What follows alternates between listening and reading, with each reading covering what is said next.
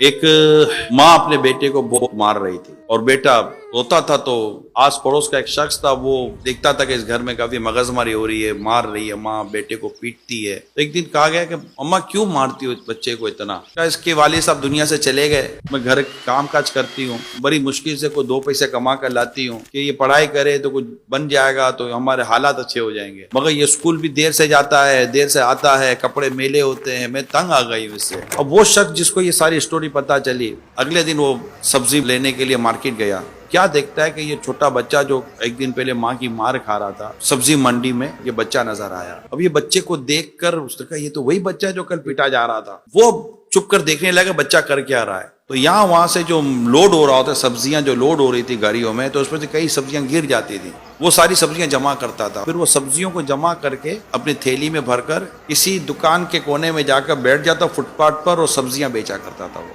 अब वो आदमी उसको फॉलो कर रहा है। यार स्टोरी क्या है? अब स्टोरी ये है कि वो जैसे स्कूल गया तो अब लेट पहुंचा दोबारा, तो उस्ताद साहब देखा हाथ निकालो, हाथ निकाले, उसकी मार पड़ी, वो रोया।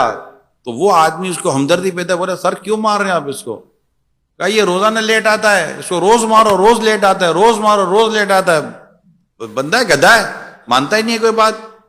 तो अब उसकी समझ में तो सारी कहानी आ गई थी कि ये है क्या। उसने टीचर को कहा कि आप एक काम करें, मैं आपको इंशाल्लाह इसके ताल्लुक से कुछ बयान करूंगा। अगले दिन इसकी माँ ने फिर से मारा पीटा, वही कपड़े मेले करके और सारा हिसाब किताब बनाकर वो गया था। उससे इसकी अम्मा को कहा कि उसको मारो नहीं, मेरी एक बात सुनो, मैं आपको कुछ बताना चाहता हूँ। फिर वो बच्चा सुबह जब स्कूल के लिए निकला तो उसने इसकी अम्मी को कहा कि आप फला जगह पर आकर देखे क्या हो रहा है। तो उसकी माँ कहीं चुप कर अब देख रही थी बेटा क्या कर रहा है। इससे फोन करके उस्ताद साहब को बुलाया, टीचर को, कि जरा आकर देखिए कि बच्चा क्या कर रहा है। अब दोनों कोने में कहीं अलग अलग प्लेसमेंट कर दी और चुप कर देख रहे थे। तीसरा ये आदमी था जो इनको दिखा रहा था। अब बच्चा वही रूटीन, वही सब्जियां जमा करना, सब्जियों को थैली में डालना, सब्जियां बेचना, कपड़े मेले हो जाना।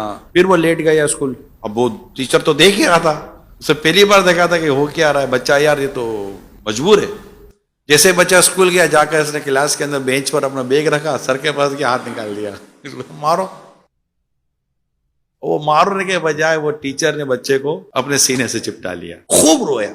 इतने में वो आदमी भी आ गया जो सारी रहमदिली वाले सारे वो मामलात कर रहा था। तो बेटा ये बता तुम कर क्या रहे थे? मेरी माँ जो है ना वो घरों के काम करके हमारा घर चलाती है, मैं देखता हूं कि मेरी माँ के कपड़े फट जाते हैं। अब मेरे पास इतने पैसे तो है ही नहीं कि मैं अपनी माँ को ऐसा चादर या ऐसा कपड़ा या ऐसा लिबास दिला सकूं कि मेरी माँ के कपड़े सही हों। तो मैं यूं सब्जियां बेचकर ये सब कराकर पैसे जमा करता हूं, और आज मुझे उस शख्स ने ये कपड़ा दे दिया है जिसके लिए मैं अपनी माँ के लिए एक सूट सिलाऊंगा। कहा बेटा फिर इसकी पेमेंट कहाँ से करो? कहा इसी तरह सब्जियां बेचता रहूंगा, फिर सिलाई के पैसे दूंगा और अपनी माँ के लिए मैं एक लिबास दूंगा ताकि मेरी माँ अपने बदन को सही छुपाकर लोगों के घरों के काम कर सके। मैं इसीलिए मेरी माँ की भी मार खाता हूं, अपने टीचर की भी मार खाता हूं, मैं सब कुछ करता हूं ताकि मैं अपनी माँ का एक अच्छा सा लिबास सिलवाने में कामयाब हो जाऊं। गरीब घराना अपना घर कैसे चलाता है ये बाद वक़्त हमें पता ही नहीं चलता। ये सफेद पोश फैमिलीज की स्टोरीज होती हैं। ये वो लोग नहीं होते जो सड़कों पर जाकर मांगने के लिए कोशिशें करते हैं।